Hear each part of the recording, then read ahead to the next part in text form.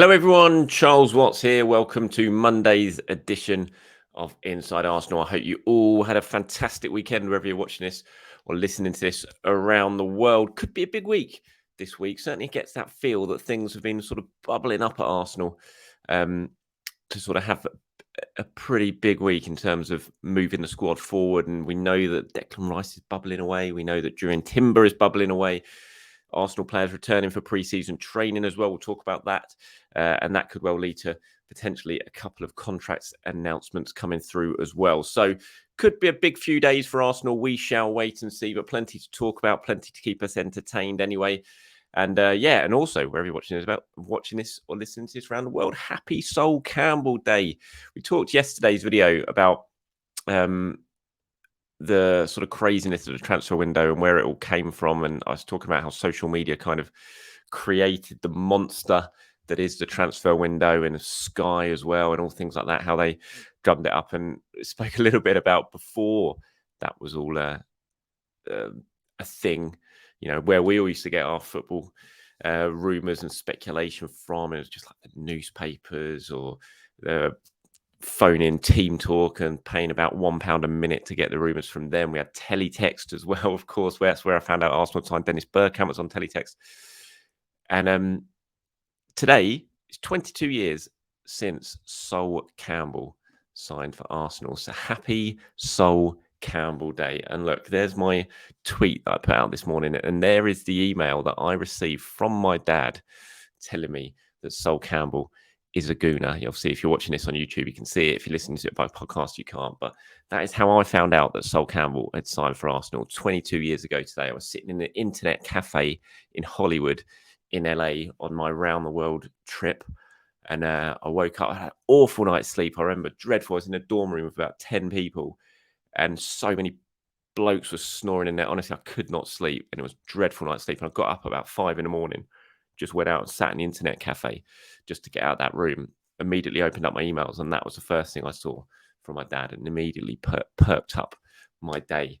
22 years, where has that time gone? Can you imagine if social media was around when Arsenal signed Sol Campbell and that was announced? What an unbelievable signing that was. And I've said many times that I really think that if Declan Rice signs for Arsenal, that would be the biggest signing Arsenal have made since that amazing transfer when Arsenal managed to nab Sol Campbell from Spurs for free, in just a glorious day for Arsenal fans around the world. And who knows, this could be the week that we see Declan Rice announced as an Arsenal player as well. I can't say when it's going to happen. I wish I could sit here right now and tell you it's going to happen today. I just don't know.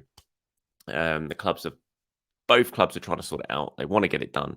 They want to get it moved on so that everyone can relax and West Ham can bring in other players. Their fans can know what's happening. Arsenal fans can know what's happening. Arsenal want Declan Rice through the door so that he can enjoy the rest of his holiday, knowing when he comes back, he's going to be an Arsenal player. So we'll wait and see when that gets announced. Hopefully it will be this week. We'll have to wait and see. But Jurrien Timber, that is certainly one that is moving along at pace. And I expect Jurrien Timber, I'd be surprised if he's not an Arsenal player by the end of this week. But, that's no guarantees. I just would be surprised. I think it's moving forward. All the signs that I'm getting is that this is now very, very close to completion. And, from the player's point of view, it's basically a done deal. Everything's agreed. He's just waiting for the sign off from the clubs for him to be able to travel over here and get it all done. He didn't go to Ajax training. I saw yesterday he's obviously there at the moment. He's getting himself fit, but he wasn't part of the group training, and they've returned for pre-season, which says a lot.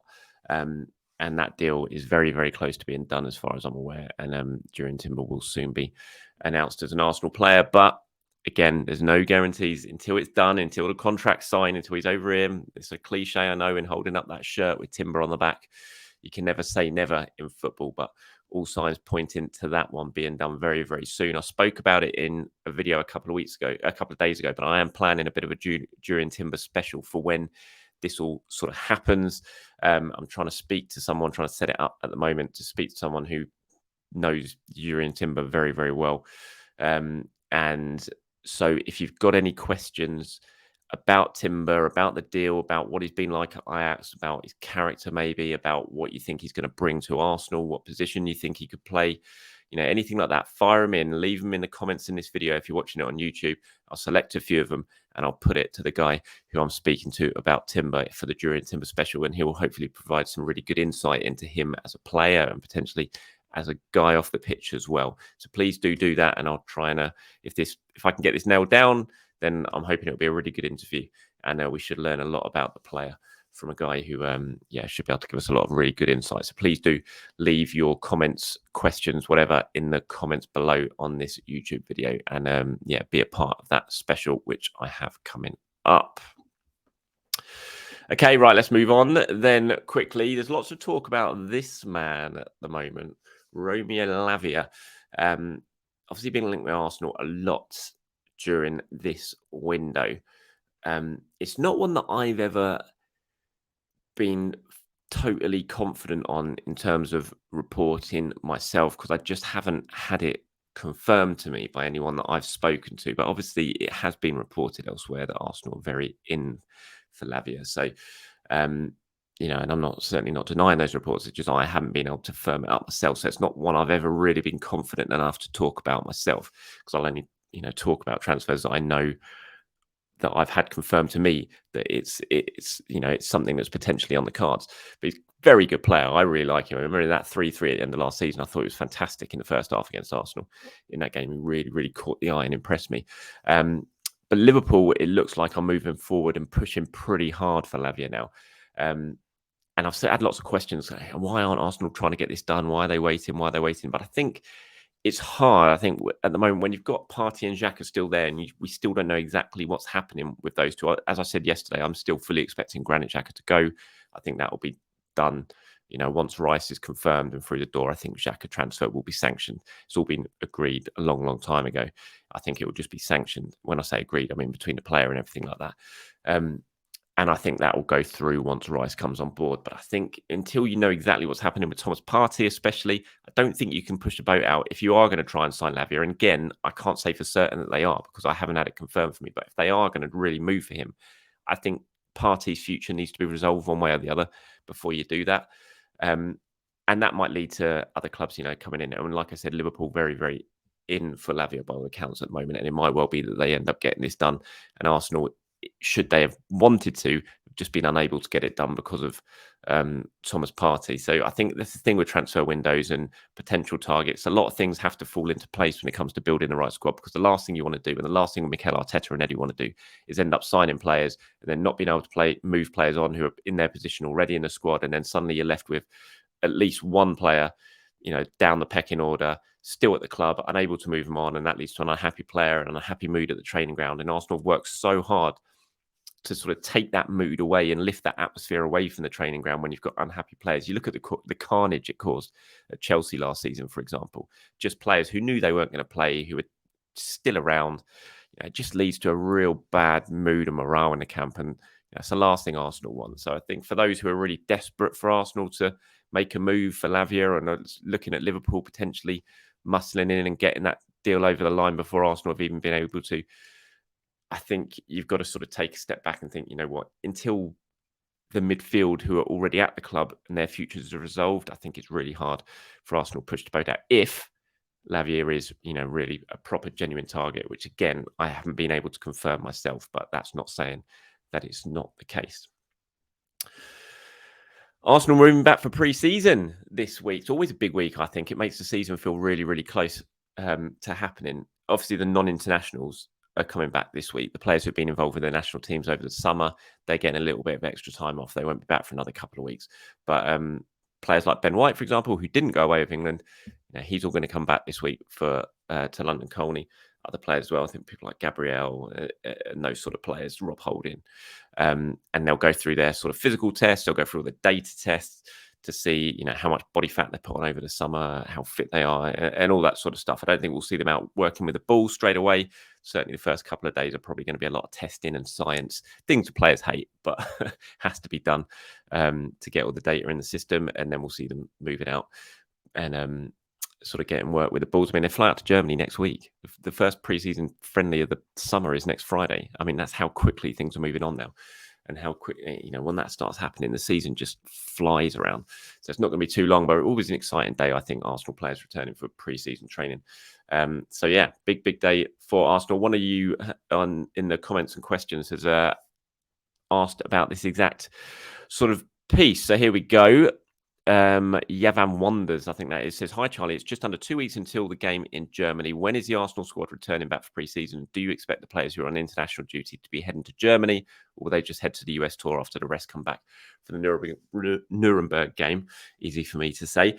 Thank you very much for your question. As I've just answered, the non-internationals are back this week. I can't say for certain. I have to say, if the international players will be involved in Germany, I don't think they will. I think they come back after the Germany game. I don't think they'll be back next week. I can't say for certain. I should have checked this out. Sorry, before I tried to answer this one, but I think they'll be back after the Germany game, and then they'll go out to the US tour. They'll certainly be heading to the US tour. It just feels a little bit early for those players to come back next week and be ready to go to Germany. So unless they voluntarily want to do it and say they want to come back early and want to go to Germany, then, Arsenal aren't going to say no. But if they want to have their full holiday, full time off to rest, players like Bukayo Saka, I can't imagine, after the amount of football he's played, I can't imagine he comes back and goes straight to Germany next week. I think it'll be the following. They'll come back after the Nuremberg game, and then they'll fly out to the US tour with the rest of the squad. Here's one from Ashley. He says, "Hello, Charles from the States. Do you think we will get another centre forward-like figure over this window? Though I like Jesus, I think we still need another option. Like Eddie, again, consistency and maturity, I think, will be key. I'm not expecting it. No, that doesn't mean it won't happen, obviously, but I think Arsenal are focusing on other areas in the transfer window. I think that the signing of Kai Havertz as well gives them another potential option as a sort of centre forward striker type role. So no, I think if Arsenal, once they get these deals over the line for Timber and Declan Rice, I think the focus then is going to be on moving players out, which is something Arsenal need to do. They need to get a few players off the books. They need to get some money in, which is really, really important. Give them money they've spent on incomings. They need to recoup some of that and bring some of it back. And then once that's done, I think they might look at potentially adding another couple of faces, or one face at least, towards a little bit later on in the window. But if they do that, I'm not sure it'll be a centre forward. I think obviously Jesus is going to be the main man again this season. I think he's got a lot to give this season as well. Hopefully he'll be fully fit and ready to go at the start of the season. I think obviously Eddie and Balogun, their futures need sorting one way or the other. I think Nketiah stays and I think Balogun goes. But like I said, with the addition of Havertz, I just think that's another centre forward option that Mikel Arteta could potentially go for, even if the main reason for bringing in Havertz is to play in a more sort of deeper midfield role. Here's one from Rake Chenier, I think, says, "Hi Charles, are you confident in our defence, especially in the centre-back role, potentially Timber coming in with Gabriel, Saliba, Kivior and Timber? Do you feel we have the depth?" I've not included Tommy, as I agree with you that Tommy will be utilised in the fullback role. I do. I think that's quite a strong defensive unit, especially when you have the versatility that Arsenal have in the players they have there. So if any of those players get injured, you've listed there in Saliba, Kivior, Timber, and obviously Gabriel, if one of those gets injured, you can play Tomiyasu at right back. You can move Ben White in to play at centre back. Tomiyasu, of course, can play centre back himself. So I think Arsenal have the options at centre back now. I think they look pretty strong there. Even Declan Rice, should he sign, could potentially be used as a centre back if you so wish, because he's played there before. We know that he played there when he first came through at West Ham. So I think defensively, the depth, as long as Timber deal goes through as I expect it will, I think Arsenal have the depth that they need defensively to be a pretty strong outfit next season. The Burden of Hope there says, "Is there any transfer business or rumours out there outside of Arsenal that have caught your eye, Charles, either shrewd or mad? Thanks for all the content lately. It's been great seeing more of you, mate." Thank you very much for that. I appreciate those kind words. I mean, I think Liverpool have done some really good business. I really like Szoboszlai, and I think that's a really good signing. I'm looking forward to seeing what he does in the Premier League, hopefully not against Arsenal, but I think he's a really good player who I've always really liked. And I think the signing of McAllister is brilliant. I think McAllister's a fabulous player. I think he can bring so much to Liverpool, and it was a really, really good piece of business. I think getting those two players through the door for less than 100 million is really, really smart and good transfer business. So I think that's pretty shrewd for me. And I hate to say it, I think Tottenham signing James Maddison's a good signing as well. I really like Maddison. I think he'll do really well if Harry Kane stays. I think he'll provide Kane with some good creativity. I think that's something that Tottenham have lacked in their side, is that real sort of creative presence, almost like a number 10 type player. I'm not saying Maddison is an out and out 10, but I think he's a really good player, and I think he'll do really well for Tottenham, unfortunately. So I think they're the three signings who I think straight away have really caught my eye and think they're pretty good pieces of transfer business for me. So I think they're the ones that really stand out. And here's one from Lock On, who says, question for you, Charles. Why is it that Arsenal's fees always include add-ons, whereas clubs like Liverpool's never do? I don't think that's right. I think they all tend to. Obviously, the two big deals Liverpool made this summer, Szoboszlai and McAllister, were both, they triggered the release clause in both of those. So there weren't add-ons included. That's just triggering the release clause like Arsenal did with Thomas Partey. So it's a straight £45 million fee. But most of the other deals you will see, they'll all include some sort of add-ons to make it more attractive to the other clubs to do it, stagger some payments over a few years, that sort of stuff. It's just the way transfers are now. So I think when you if you're comparing it to the two big signings Liverpool have done this summer, like I said, that's because there were release clauses. Other than that, pretty much all the transfers, I think anyway, I can't think of many that wouldn't include some sort of add-ons to incentivize the deal for the selling club. All right, that's it for today's video podcast. Thank you very much for everyone getting involved. Like I said at the start of this, if you do have any questions on timber, please do send them in. If you're watching this on YouTube, put it in the comments below. And should this timber special that I've got planned come off and I get to speak to the guy who I'm hoping to speak to, then I'll put those questions to him, or some of them anyway. And we should be able to get some really good insight into the type of player that Arsenal are, fingers crossed, potentially signing. Thank you for watching, listening, everyone. Really do appreciate your support as always. Have a very good Monday. Enjoy your start to the week. I'll be back tomorrow to discuss all things Arsenal once again.